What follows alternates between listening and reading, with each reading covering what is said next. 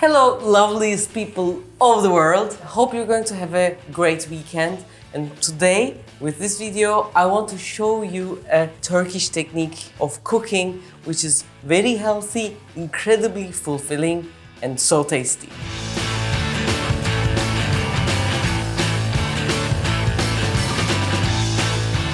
The type of the dish is called the pot dish, or we can call it the casserole. It's a watery dish, which the water tastes great, and there would be vegetables or beans, chickpeas, or other things, or they can exist together. And there would be a small meat. Normally, if you eat a steak, you would eat 250, 150 grams of meat alone. But this way, with 100 grams of meat, 4 people can eat a fulfilling dish, and the diet becomes really balanced. Small amount of meat, a lot of vegetables. What we do is we use the meat's power of incredible taste. We use the juices for the whole dish, and so some of the vegetables which normally you would say, oh, I don't like so much, becomes an incredible dish. This technique is very easy, and you'll understand it once the video is over, and you'll be able to make it without even looking at the recipe. And the technique is very simple, but each step means a lot. First, we start with a big pot, and to that we add a bit of oil. It could be butter or olive oil or any kind of oil you'd use. Then we would add some meat. We first brown the meat, and once it's brown, the taste of the meat increases incredibly. And some parts of the meat you would see, if it's mincemeat or diced, would be left at the bottom of the pan. Then we add the onions. What onions does in this pot dish is 2 things. First, it will clean the bottom of the pan and get the juices to itself. Then onion has the sourness, and sourness adds a dimension to the food. Also, the juices of the onion helps the meat to soften. Then you add the tomato paste. And it's very essential in Turkish cooking, and I'll tell you later on why. Then we would add the legume, which would be peas, chickpeas, lentils maybe, or vegetables like leeks, celery, celeriac, potatoes, sweet potatoes, carrots, anything. Then you toast the main ingredient with this mixture of the paste and the meat and the onion. It will all get covered. And then you'll add the water.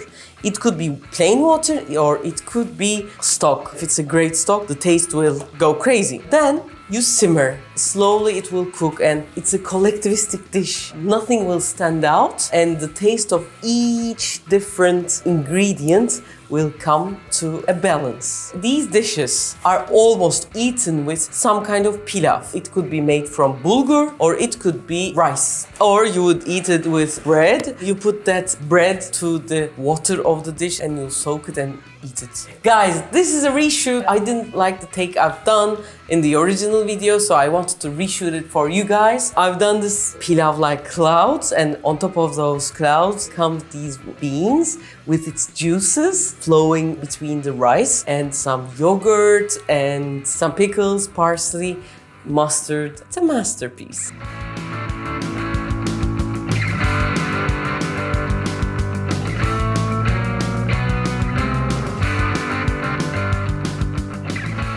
For this dish, we don't need much. We need boiled white beans. It can be any other type of beans. Purple one, broccoli, all kind of beans would do. Why I'm using boiled? Because I want to make it in just 10 minutes. If you have more time, just boil your beans and then do the same. I have here onions, a bit of green peppers, pepper paste, butter, and sucuk. That's all the ingredients we need. First, this bit of meat will give its taste to the whole dish. This could be minced meat, or any kind of cured meats, pancetta or a chorizo or pepperoni or sausage. As it waits, it gets fermented and the umami in it increases a lot. So I'm going to dice this.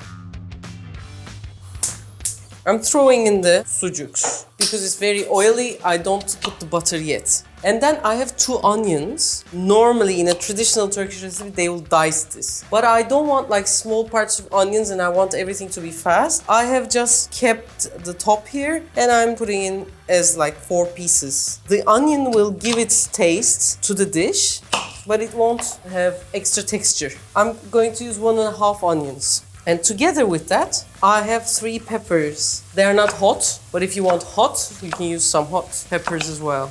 Guys, some people ask for the cutting board or the knife, or these wooden shimshir spoons. Now, after so much request, we have succeeded into being in Etsy. So you can buy it from all over the world for right now from Etsy. As you can see, sucuk is giving its fat to the pan. Onions are cooking. And to this, I also add the peppers. This is, I have to tell you, not the traditional way of making this one pot dish. But this is an incredibly easy Refika version from all these learnings. As sucuks are changing color, I'm going to add the butter of the dish, which is a big tablespoon, but it will make the juice of the beans very creamy. Then pepper paste. This is a hot pepper paste, a tablespoon, and a tablespoon of tomato paste. The likelihood for you guys to have both of them is almost, I know, none. So if you have like an Italian can of diced tomatoes or a paste, you can use that. Make sure to fry it. We call that salçayı ezmek. It's called crushing the paste. In a way, fry the paste so you get rid of that raw taste. What we do with the end of the wooden spoon, I'm making sure that it touches the bottom of the pan. That's the whole thing. You can have similar pot dishes around the world, but the difference in Turkish cooking is salça, which is a tomato paste, and we use it almost in every food. It has a very important and essential role. In fact, we have a Turkish saying called "Kadında kalça, yemekte salça," which is "Bum in a woman, tomato paste in food." It could be interpreted in different ways. If you have different interpretations, please write it down. It's so natural and so great to have. As fun enough, I want to tell you its true function, actually. Umami is the fifth taste, which helps the other four tastes dance. The MSG in food or what we have in soya, these are remastered umamis. In some foods, we find it naturally. For example, in the Parmesan cheese, which like you put it in your mouth and something happens. Or some dried meat or sourdough bread, the gluten turns into glutamate and it works. And in tomatoes, for example, before the tomato gets ripe, there's no umami. But as it's totally well done, the umami increases in it. And what we make the tomato paste is from really ripe tomatoes. We reduce its water and it becomes this pure thing, which helps all the other flavors that we put in a pizza, for example. The sauce is so important. In these pot dishes, also the tomato paste works the same way. Please do use it in these pot dishes. It gives an incredible dimension and it's the hero behind the scenes. Now, please, when you buy canned beans, make sure that there are no additives. And some people, when I was making the hummus, was asking, why are you using this like canned? It's a shitty thing. It's not. Canning process started in the time of Napoleon, in the time of war. It was a discovery for the army to be able to eat food for a long time. So canning is a great process. There's nothing wrong with it. If it helps us to eat less junk food and eat more healthy food, it's great. The water at the bottom. I used to throw this away, but I'm going to tell you what we can do with it. Now, the smell is changing. The salsa is changing color. It's time to add the beans. Now I'm also gonna add water on the level of the piece, we call. Oh, it already looks ready. A bit of salt. Our followers from India, guys, probably you have a similar dish like this, with a lot of different things. From the sucuk, we get some herbs like garlic, cumin, but probably you have some other things. Please tell us what. And actually, this looks very similar to a British dish, the breakfast beans. Yes. Think of not eating it for the breakfast, but make it a main course for dinner, and it's so good. After this boils, it will be ready. And if it sits for an hour or two, the beans will suck the flavor of the water here, so it will be even better.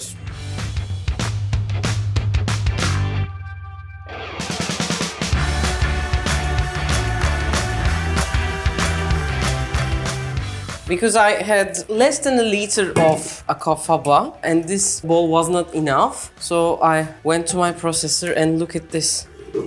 It's almost 4 liters worth of meringue. Wow. There are no eggs in that. No eggs, just this white peas juice. How does it taste? Put it on your head. Wow. What to do with this? Meringue. Thanks to vegans, now we are getting to know these kind of things. So this was just plain white beans juice and it becomes this. So we can use it in many ways. Actually, wherever you use egg whites, here you go. You have this beauty.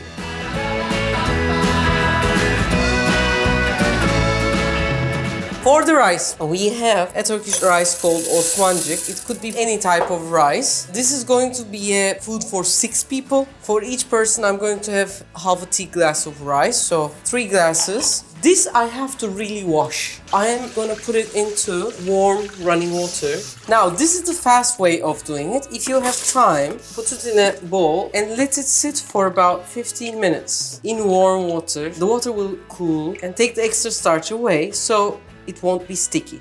To make the rice, we need 2 types of oil. One is 1, 2, and 3 tablespoons of olive oil and 2 tablespoons of butter. Normally people would put 1 tablespoon of butter for each glass, but this is me reducing it. In some parts of Black Sea region, for example, they would press the rice, and if the butter wouldn't like go out of its pores, it wouldn't be a good one, which makes like 2 tablespoons. What? Yeah. Once the butter totally melts, I'm going to put the rice. The pan that I'm making it is flat. It's a ceramic one. Usually people make it on a non-stick. I don't like non-sticks, the Teflon ones. But it's important for the rice not to stick in Turkey. For example, in Iranian pilav, a bit of sticking and a bit of caramelizing would be great. With this wooden spoon, I'm making sure that each rice gets its good share of the oil. Also, making a good rice is a signature of you being a good cook in Turkey. Now, as you can see, the rice will all turn transparent and it will start to become white. And that's the time when I have to put water. The other one is turning white. This part is dangerous because it's going to evaporate. Now, for each glass of rice, which we put 3, we're going to put 1.5, which is 4.5 glasses of water. Take your hands of the evaporating water. 2, 3, 4.5. I'm going to put a heaped teaspoon of salt and mix it one final time. After we put the water, if we mix it too much, the starch is going to go to the water and it will make it sticky. I'm closing the lid and turn the heat to the lowest. This will slowly cook in 8 to 12 minutes. And then we'll be ready to serve.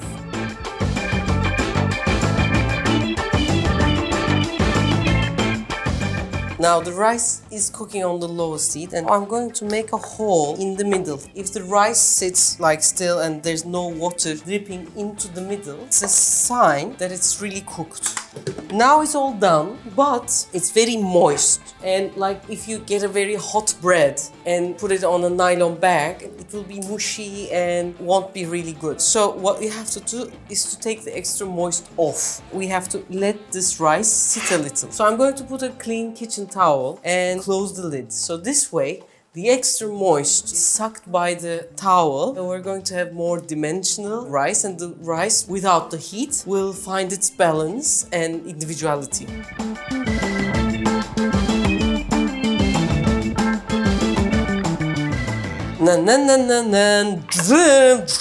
This is the individuality of the rice. If it sits another 10 minutes, it would be even better, but I want to have it really, really hot for the serving. What I'm doing, I'm just like collecting the rice like this.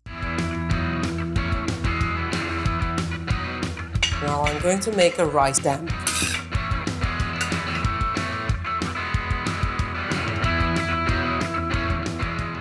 Now,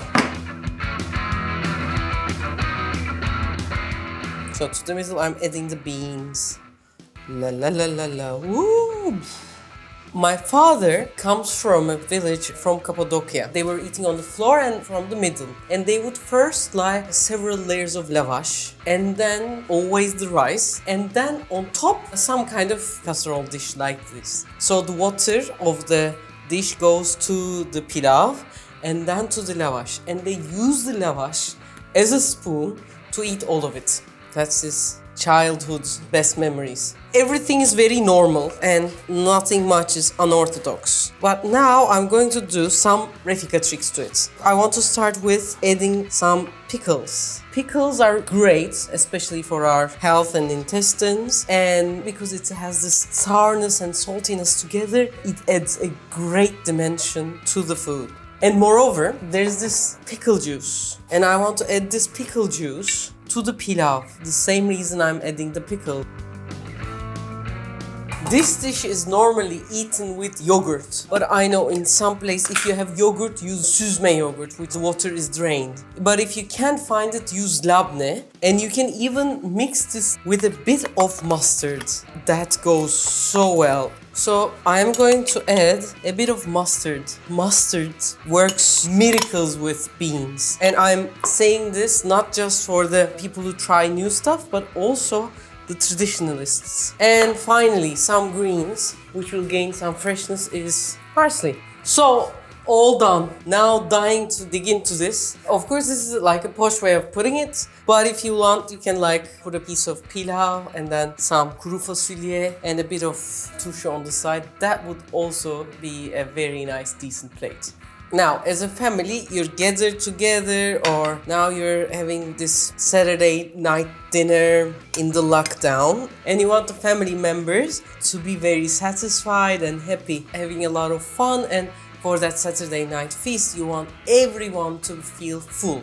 So, this is a dish like that. And please eat it with, if you have yogurt, plain yogurt with no sugar. This goes so well, and beside it you can drink lassi, you can drink ayran, and That's a big portion. this is a big portion. This is going to go for Bahar. The first one is for me. Actually, this is such a dish that there are restaurants specifically just cooking this. Rice, beans, yogurt, and turşu. That's the only thing they sell. The pepper paste I have used is a bit hot, so if you want a hot one and you don't have hot pepper paste, put a piece of paprika. You are going to give me the sucuks? I am.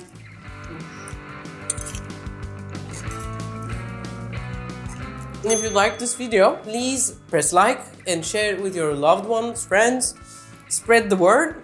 If you haven't subscribed, please subscribe. So, not for me, for you guys. Bye.